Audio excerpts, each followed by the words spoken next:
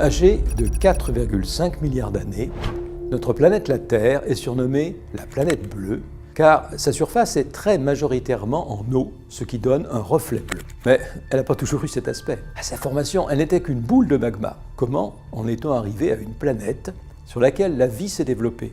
Et d'abord, quelle est sa place dans l'univers et au sein du système solaire?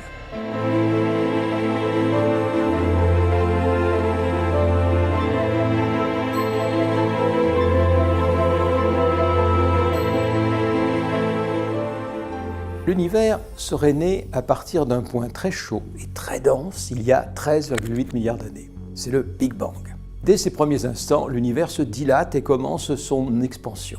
Lorsqu'il est âgé de quelques millions d'années, de premières étoiles apparaissent, puis de premières galaxies. Il contiendrait désormais 2000 milliards de galaxies, dont la nôtre, la Voie lactée. C'est la traînée blanche que l'on peut apercevoir dans le ciel étoilé en l'absence de nuages et de pollution lumineuse. Et notre étoile, le Soleil, n'est qu'une étoile parmi les 200 à 400 milliards d'étoiles que compte cette galaxie.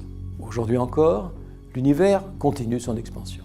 Alors notre planète dans tout ça, elle est l'une des 8 planètes qui tournent autour du Soleil. Mercure, Vénus, la Terre et Mars forment un premier groupe.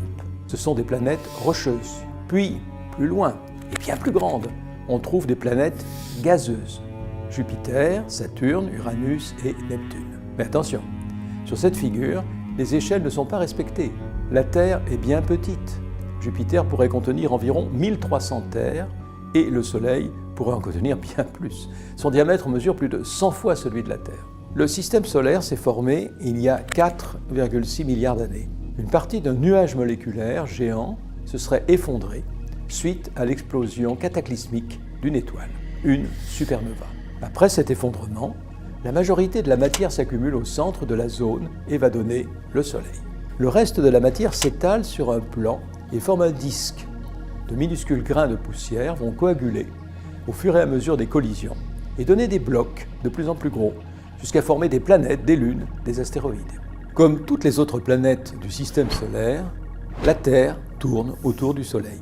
Elle effectue sa rotation en 365 jours et un quart, ce qui définit une année terrestre. Elle le fait à une vitesse d'environ 30 km par seconde. La Terre n'effectue pas un cercle parfait autour du Soleil, mais une ellipse. Elle est au plus proche du Soleil le 3 janvier, à 147 millions de kilomètres tout de même. On parle de périhélie. Et elle est au plus loin le 4 juillet, à 152 millions de kilomètres, position appelée aphélie. Mais notre planète tourne aussi sur elle-même en 23h56 et 4 secondes. C'est la journée terrestre. Son axe de rotation est incliné, ce qui fait varier la quantité de lumière reçue à la surface de la Terre. L'énergie est répartie de manière inégale. C'est le phénomène qui est à l'origine des saisons. De mars à septembre, l'hémisphère nord est incliné vers le Soleil. Les jours sont plus longs et plus chauds. C'est le printemps, puis l'été dans la moitié nord. Au même moment, c'est l'automne, puis l'hiver dans l'hémisphère sud. Notre planète, la Terre, s'est donc formée en même temps que le reste du système solaire. À ses débuts, la toute jeune planète est alors une boule de magma qui va refroidir lentement. Très vite, les aimants lourds migrent vers le centre et forment le noyau.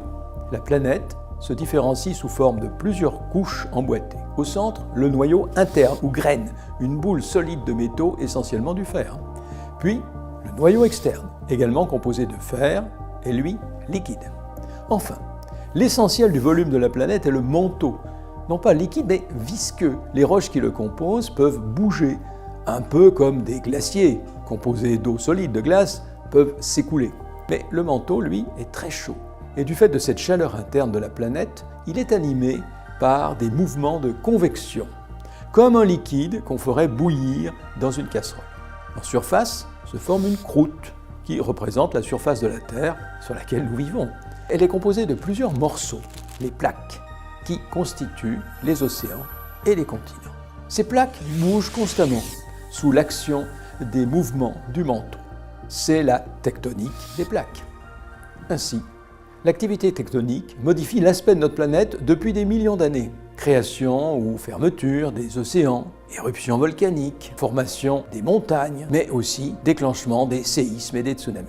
Fait essentiel, c'est la présence d'eau liquide qui permet l'apparition et l'épanouissement de la vie.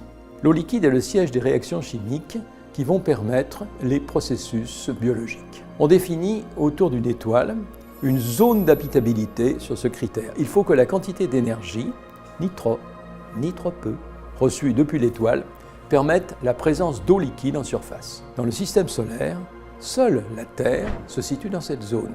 L'origine de cette eau présente sur la planète depuis au moins 4,4 milliards d'années est débattue.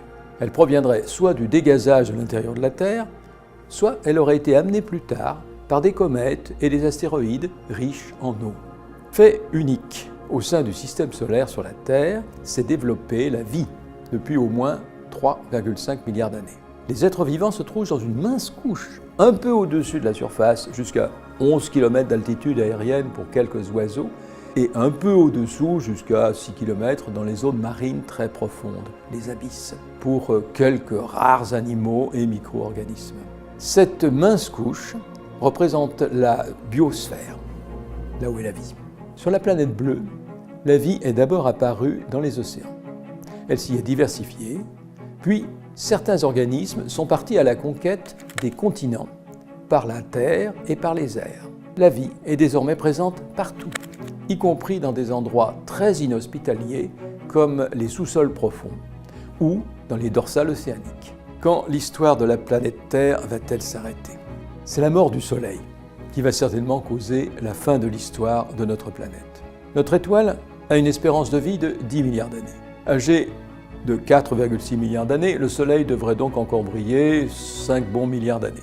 Mais dans son évolution, l'étoile va grossir.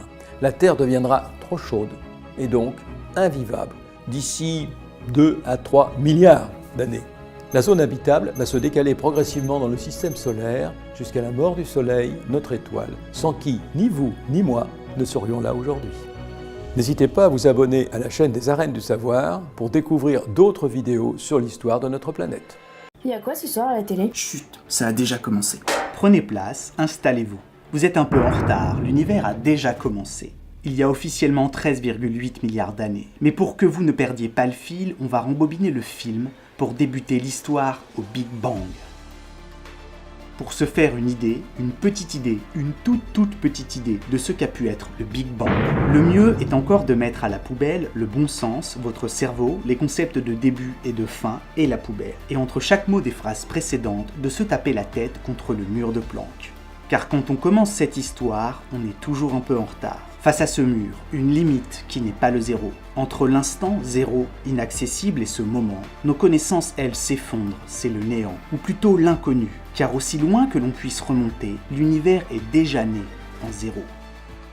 Ce mur, situé à 10 puissance moins 43 secondes après le Big Bang, est tout simplement l'instant avant lequel nos équations commencent à péter les plombs. Avant ce mur, le bébé univers défie les lois actuelles de la physique. Densité, température y sont infinies et y perdent pied. C'est ce que les physiciens appellent une singularité. L'univers se planque de l'autre côté de ce rideau. Et lorsqu'il s'ouvre enfin, l'univers observable est confiné dans un volume minuscule, des millions de milliards de fois plus petit que la taille d'un atome. Tout ce qui existe, a existé, existera un jour. Atomes, planètes, étoiles et galaxies. Non pas seulement ici, mais partout. Tout est potentiellement là, en ce point réuni. Dans cet univers, rien de solide n'existe encore. Pratiquement toute sa masse est sous la forme d'une énergie colossale. La température affiche au compteur 100 000 milliards de degrés. Et à partir de ce point minuscule, dans un laps de temps incroyablement petit, le bébé univers rentre en crise de croissance. C'est l'inflation accélérée. Il se met à enfler, à se dilater dans des proportions qui défient l'imagination. Il serait tentant de se représenter l'univers en expansion comme une sorte de point suspendu, dans un vide obscur et sans bord. Mais il n'y a pas autour de l'univers en expansion, pas d'extérieur. On ne peut pas admirer le Big Bang depuis un poste d'observation éloigné. Il n'existe aucun endroit où se retirer. En dehors, il n'y a pas d'endroit. Pour assister au spectacle, toutes les choses sont aux premières places. Tout est à l'intérieur du blockbuster. L'univers n'est pas en expansion dans un vide plus grand que lui. Le seul espace qui existe est celui qu'il crée en se dilatant. Le Big Bang n'est pas quelque chose qui s'est passé à l'intérieur de l'univers. Le truc qui fait bang, c'est l'univers lui-même. Et en une fraction de seconde, il a posé de bonnes bases. Matière, énergie, espace et temps. et 4 forces fondamentales, 4 fantastiques pour les gouverner tous. Les chefs d'orchestre, ce sont eux. Ils fixent les règles du jeu et sont responsables de tous les phénomènes que l'on observe dans la nature. La première à se déployer est la gravité. Dotée d'un pouvoir d'attraction sur la matière, elle est une force qui déforme, tend, tire et étire les ficelles du tissu de l'espace-temps. C'est elle qui fait que plus les courbes sont prononcées, plus le temps passe lentement. Elle explique comment 2 corps s'attirent, mais pas pourquoi les gens tombent amoureux. Puis vient l'interaction forte qui assure la cohésion des noyaux atomiques et cimente la matière, suivie de près par l'électromagnétisme, qui pilote la lumière, l'électricité, le magnétisme et les réactions chimiques. Puis enfin l'interaction faible, qui se cache derrière la radioactivité et qui permet entre autres aux étoiles de briller. Pendant ces premiers millionièmes de seconde, l'univers est alors une soupe primitive infernale. Les particules élémentaires qui se déplacent ici ont des vitesses proches de celles de la lumière. Un simple électron peut contenir autant d'énergie qu'un TGV lancé à grande vitesse. La matière y prend la forme d'une purée uniforme qui baigne dans du rayonnement et sans structure d'aucune sorte.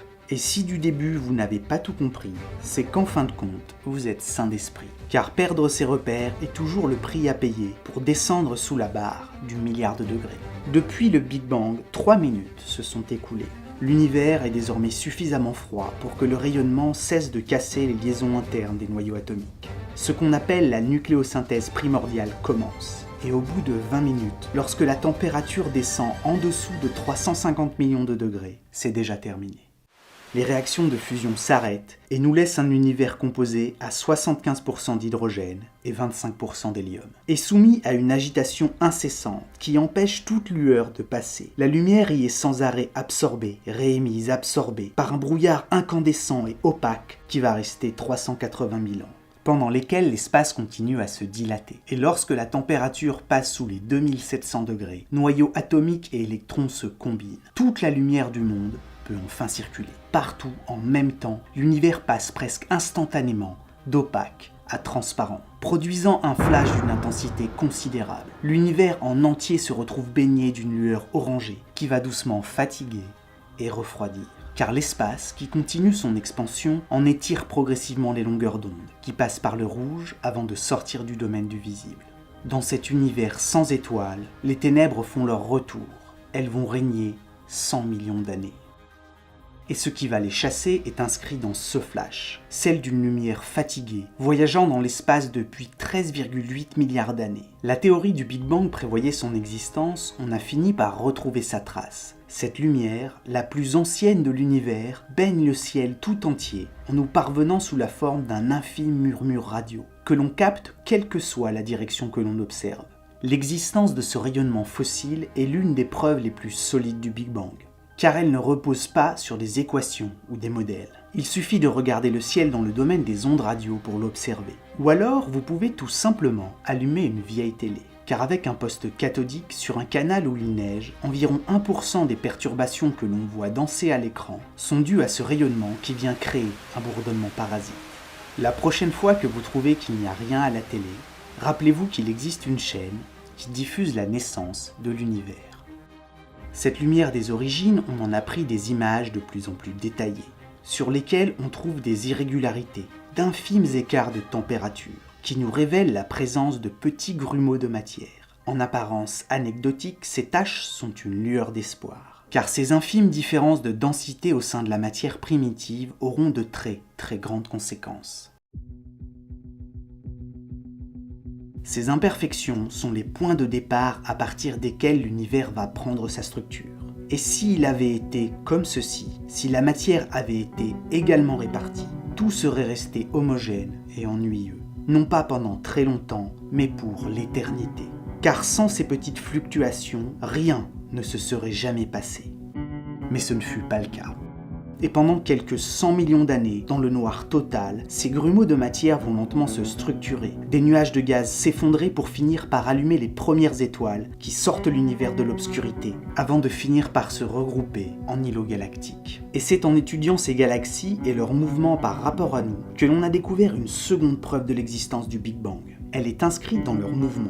En observant le ciel, on a constaté que plus les galaxies sont éloignées de nous, plus leur lumière nous arrive comme fatiguée, décalée vers le rouge. Et ce phénomène s'observe dans toutes les directions. Et comme la seule chose capable de fatiguer une lumière est l'expansion de l'univers, on peut s'amuser à passer le film de l'univers à l'envers. Partir d'un monde immense, froid et relativement vide, comme le nôtre, a pour conséquence d'arriver un jour à quelque chose d'infiniment petit, chaud et dense. Nous vivons dans un univers qui n'est pas statique, comme on l'a longtemps pensé, mais dynamique. Et de ce fait, il a une histoire et a bien dû commencer quelque part. Laissez reposer, patientez 13,8 milliards d'années et vous allez obtenir des centaines de milliards de galaxies, avec dans chacune d'entre elles des centaines de milliards d'étoiles autour desquelles gravitent encore plus de mondes et sur l'un d'entre eux au moins des humains, élaborant des modèles théoriques capables de prévoir l'existence du rayonnement fossile avant même qu'on ne le trouve.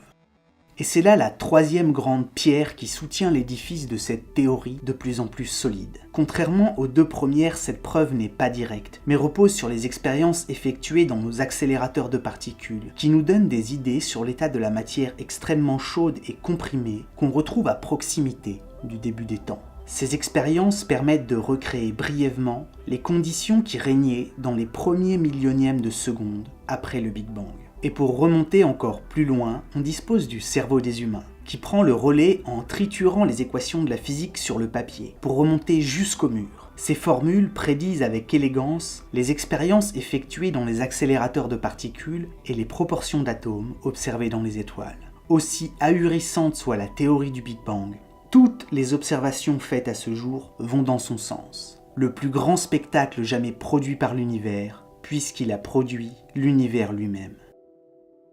Un spectacle auquel personne n'a jamais assisté et où tout le monde était un peu présent. Car tous les atomes d'hydrogène qui constituent nos corps à cet instant et comptent pour quelque 63% du nombre de nos atomes et 10% de notre masse sont presque aussi vieux que le cosmos lui-même. Ils se sont tous formés entre 3 et 20 minutes après nous. Pourquoi il y a quelque chose plutôt que rien? On n'en sait rien. Mais qu'est-ce qu'il y avait avant? Comment l'absence de toute chose est devenue une première chose? On n'en sait rien, ou pas grand-chose. Il y a des théories qui disent que l'univers a rebondi sur lui-même et qu'il fait ça depuis l'éternité. D'autres qu'il a surgi d'un autre univers, ou à partir de rien, en empruntant de l'énergie, au vide. Et de tout ça, si tu devais retenir qu'une seule chose, tu retiendrais quoi? C'est ouf. Ouais, la même chose. Pour enrichir notre univers, pour nous aider à produire plus de contenu de ce type, on a besoin de vous comme soutien sur Tipeee ou Utip.